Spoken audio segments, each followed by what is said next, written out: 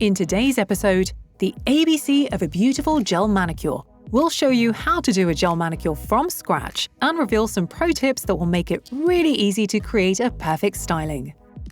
Hi, my name's Connie, and this is a channel dedicated to the art of nail styling. In today's episode, we'll show you how to make the perfect gel manicure from A to Z.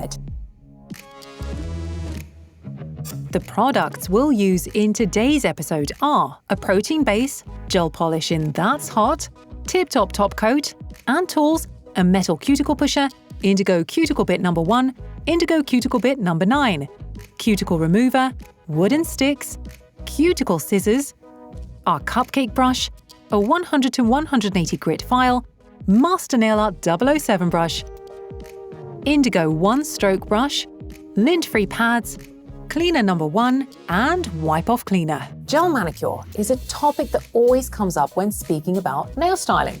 It's the most popular service, and in today's episode, we won't learn how to do a gel manicure. Absolutely not. There are special courses and training sessions for that exactly. Today, we'll discuss the most important aspects of the manicure you mustn't forget. This episode is not just for absolute beginners. On the contrary, it's for those who are already working in the industry, who can do a gel manicure on autopilot without too much thinking or focus.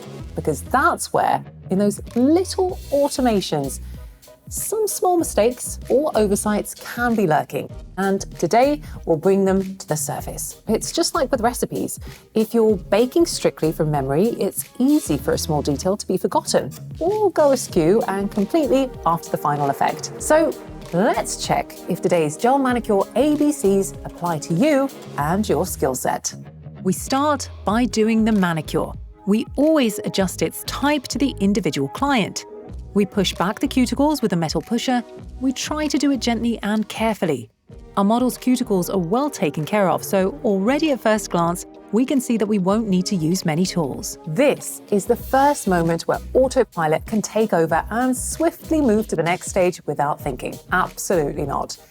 After disinfection, we need to analyze our client's nail plate thoroughly, as this is the starting point of our work. Are the nails bitten? Are the cuticles dry or well moisturized?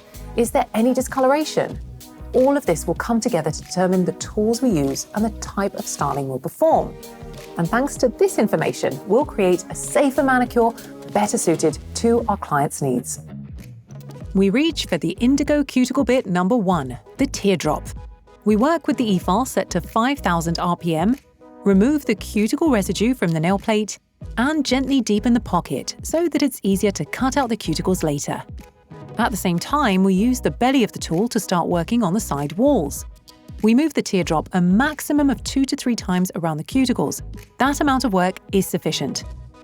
We move the bit in smooth motions, remembering that we can switch the direction of work to reach the nail folds more comfortably. We move on to softening the cuticles with the cuticle remover. We pick up some product from the brush using a wooden stick and apply it directly to the cuticles. We wait around a minute for the remover to start working.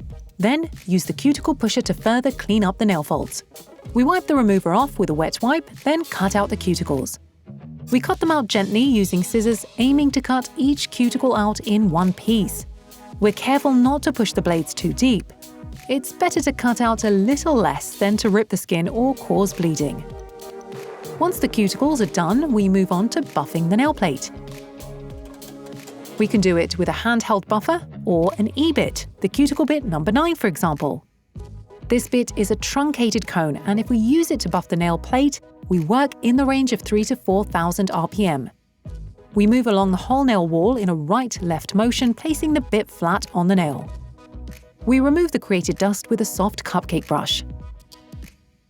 We then reach for a file and, using its 180 grit side, work on the free edge of the nail.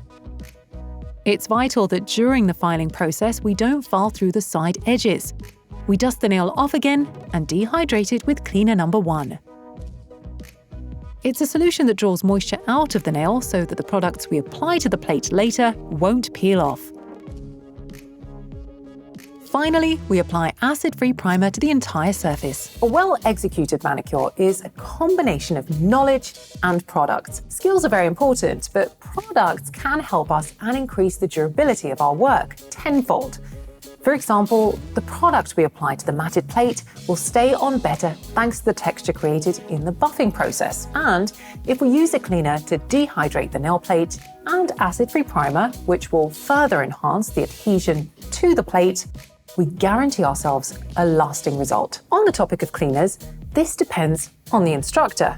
Some use an acid primer for every client, and that is okay. Everyone has their own technique.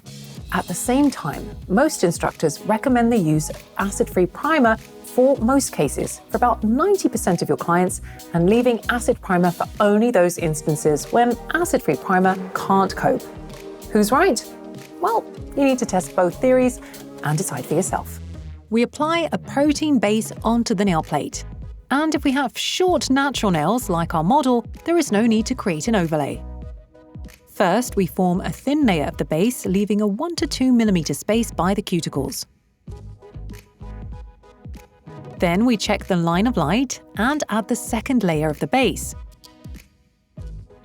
We place a drop of the product in the middle and spread it in a chevron motion along the nail plate. Then, using our Master Nail Art 007 brush, we even out the line of light and help the product level out on the sides. We cure it in the lamp for 30 seconds.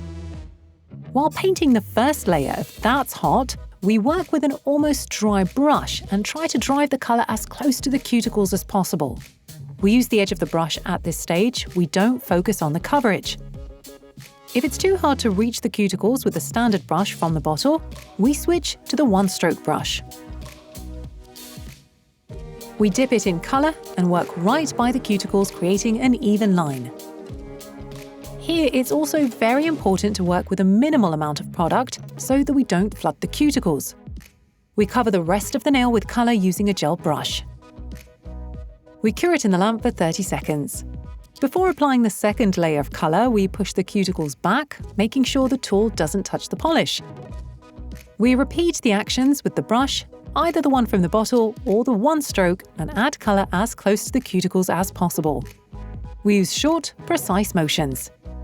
To finish off, we reach for the Master Nail Art 007 brush and one more time drive the colour under the cuticles. We hold our model's finger with our thumb and gently pull back the skin. We cure it in the lamp for 30 seconds. When creating new gel polishes, we work hard to make them as pigmented as possible. As a result, our polishes deliver great coverage after just one layer. But there is always a but. There will always be some black sheep, or rather yellow or brown sheep, as these are the trickiest pigments when it comes to coverage. Secondly, a lot depends on the stylist's skill set. And finally, the foundation we're working on is also very important. If the base is your client's natural nail plate and it has discoloration, then that's a done deal. Some bigger or smaller smudges will come out. So, what's the conclusion? We strive for perfection in the application of product in order to enjoy full coverage in a single layer as often as possible. And what kind of mistakes could happen to us whilst working with colour? If we reach the cuticle slightly while painting, we can remove the stain with a wooden stick. The porous structure of the wood will soak up the excess polish. If we flood the back wall, it's much better to wipe our mistake off with wipe-off cleaner and paint the whole nail one more time. Polish emerging from under the cuticles is what we strive for. However, this does not mean we should try to squeeze it in every crevice we see space in at all costs. This is nail styling, not cement work. We don't need to plug every hole. To the contrary, our utmost priority is to create an even line, because there is nothing worse than a wavy line that grows out in 2 to 3 weeks. After all, that will simply look unsightful. Sometimes it's better to apply nail polish slightly further from the cuticles, but do it neatly.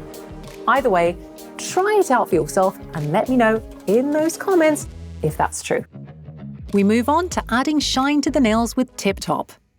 Using the edge of the brush, we reach close to the cuticles and secure the whole surface. We can reach for a thin brush to help us level out the product. We use it to pull back the duck beak that collects by the free edge. We move this bad-looking surplus of product towards the middle of the nail and touch up the sides with the top coat. We cure it in the lamp for 30 seconds. At the end, we gently file the nail. We sharpen its shape to make it optically more slender, holding the file from underneath.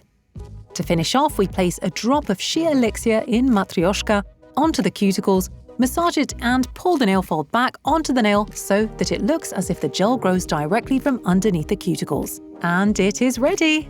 This is what a classic gel manicure looks like on a natural nail plate. And this is the end of our episode. Let us know in the comments below, how were your beginnings with gel stylings? Do you have any pro tips you could share with our beginner stylists? Remember, here every Wednesday with brand new material. Bye!